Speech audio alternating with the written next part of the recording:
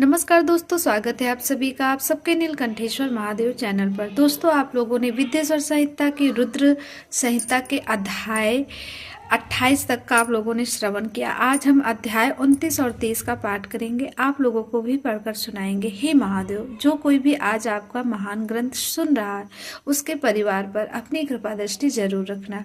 तो चलिए जानते हैं दोस्तों, अगर आप लोगों को ये वीडियो थोड़ा से भी अच्छा लगे तो महादेव के लिए एक लाइक जरूर करना और हर हर महादेव जरूर लिखिएगा। देवताओं का रुद्र के पास जाकर अपना दुख निवेदन करना। रुद्र द्वारा उन्हें आश्वासन और चित्ररथ को संघचूड़ के पास भेजना। चित्ररथ के लौटने पर रुद्र का गणों पुत्रों और भद्रकाली सहित युद्ध के लिए प्रस्थान। उधर शंखचूड़ का सेना सहित पुष्पभद्रा के तट पर पड़ाव डालना तथा दानवराज के दूत और शिव की बातचीत। सनत कुमार जी कहते हैं, मुने तदंतर जो अत्यंत दीनता को प्राप्त हो गए थे, उन ब्रह्मा और विष्णु का वचन सुनकर शिव जी मुस्कुराए और मेघ गर्जना के समान गंभीर वाणी में बोले। शिव जी ने कहा, हे हरे, हे ब्राह्मण, तुम लोग शंखचूड़ द्वारा उत्पन्न हुए भय को सर्वदा त्याग दो। निसंदेह तुम्हारा कल्याण होगा। मैं शंखचूड़ का सारा वृतांत यथार्थ रूप से जानता हूँ। यह पूर्व जन्म में एक गोप था जो ऐश्वर्यशाली भगवान श्री कृष्ण का भक्त था। इसका नाम सुदामा था। वही सुदामा राधा जी के श्राप से शंखचूड़ नामक दानवराज होकर उत्पन्न हुआ है। यह परम धर्मज्ञ और देवताओं से द्रोह करने वाला है। यह दुर्बुद्धिवश अपने उत्कृष्ट बल के भरोसे संपूर्ण देवगणों को कलेश दे रहा है। अब तुम लोग प्रेम पूर्वक मेरी बात सुनो और देवताओं को आनंदित करने के लिए शीघ्र ही कैलाश निवासी रुद्र के समीप जाओ। वह रुद्र रूप मेरा ही उत्तम पूर्ण रूप है। मैं ही देव कार्य की सिद्धि के हेतु पृथक स्वरूप धारण करके वहां प्रकट हुआ हूँ। मेरा वह रूप ऐश्वर्यशाली तथा परिपूर्णतम है। हरे, इसीलिए मैं भक्तों के वशीभूत हो कैलाश पर्वत पर सदा निवास करता हूँ। तदंतर कैलाश पहुंचकर देवताओं ने भगवान महेश की स्तुति की और अंत में कहा, महेशान, आप तो कृपा के आकार हैं। दीनों का उद्धार करना तो आपका बना ही। प्रभु, दानवराज शंखचूड़ का वध करके इंद्र को उसके भय से मुक्त कीजिए और देवताओं को इस विपत्ति से उबारिए। तब भक्तवत्सल शंभु देवताओं की इसी प्रार्थना को सुनकर हंसे और मेघ गर्जन की सी गंभीर वाणी में बोले। श्री शंकर ने कहा, हे हरे, हे ब्राह्मण, हे देवगण, तुम लोग अपने अपने स्थान को लौट जाओ। मैं निश्चय ही सैनिकों सहित शंखचूड़ का वध कर डालूंगा। इसमें तनिक भी संशय नहीं है। सनत कुमार जी कहते हैं, व्यास जी, महेश्वर के उस अमृत श्रावी वचन को सुनकर संपूर्ण देवता को परम आनंद प्राप्त हुआ। उस समय उन्होंने समझ लिया कि अब दानव शंखचूड़ मरा हुआ ही है। अब महेश के चरणों में प्राणिपात करके विष्णु वैकुंठ को और ब्रह्मा सत्यलोक को चले गए तथा संपूर्ण देवता भी अपने अपने स्थान को प्रायस्थित हुए।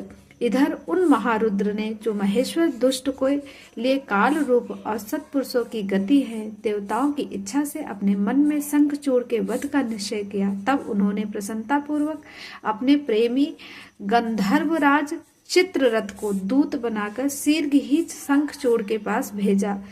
चित्ररथ ने वहां जाकर शंखचूड़ को खूब समझाकर कहा, परंतु उसने बिना युद्ध किए देवताओं को राज्य लौटाना स्वीकार नहीं किया और कहा, मैंने ऐसा दृढ़ निश्चय कर लिया है कि महेश्वर के साथ युद्ध किए बिना ना तो मैं राज्य ही वापस दूंगा और ना अधिकारों को ही लौटाऊंगा।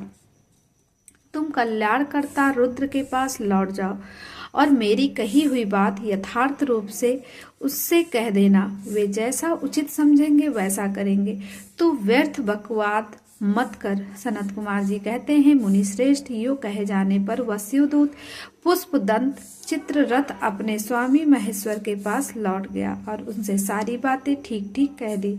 तब उस दूत के वचन को सुनकर देवताओं के स्वामी भगवान शंकर को क्रोध आ गया। उन्होंने अपने वीरभद्र आदि गणों से कहा। रुद्र बोले, हे वीरभद्र, हे नंदिन, गोपाल, क्षेत्रपाल, आठों भैरव, मैं आज शीघ्र ही शंखचूड़ का वध करने के लिए नियमित चलता हूँ। अतः मेरी आज्ञा से मेरे सभी बलशाली गण आयुधों से लैस होकर तैयार हो जाए और अभी अभी कुमारों स्वामी कार्तिक और गणेश के साथ रण यात्रा करें। भद्रकाली भी अपनी सेना के साथ युद्ध के लिए प्रस्थान करे।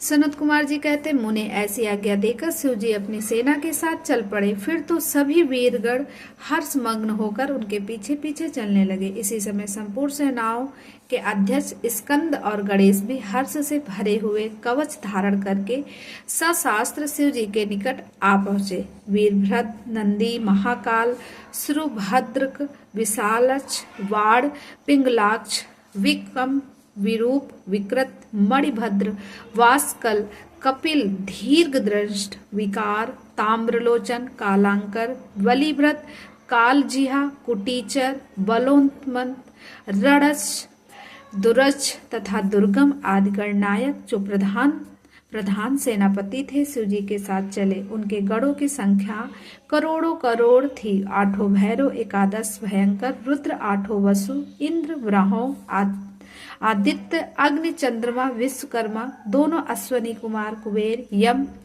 निर्मित, नलकूपर, वायु, वरुण, बंधु, मंगल तथा अनन्य ग्रह, पराक्रमी कामदेव, उग्रदंड, कौरट तथा कौटभ आदि ने भी शीघ्र ही महेश्वर का अनुगमन किया। स्वयं महेश्वरी देवी भद्रकाली भी 100 भुजा धारण करके शिव जी के साथ चली। तो दोस्तों यहीं पर समाप्त हुआ ये पार्ट 1। इसके आगे की कथा हम पार्ट 2 में डालेंगे। आप लोग उसे चैनल पर जाकर पूरा संपूर्ण श्रवण करना। तो दोस्तों अगर आप लोगों को थोड़ा सा भी ये वीडियो समझ में आया हो माता जगदम्बा के लिए हर हर महादेव जरूर लिखिएगा।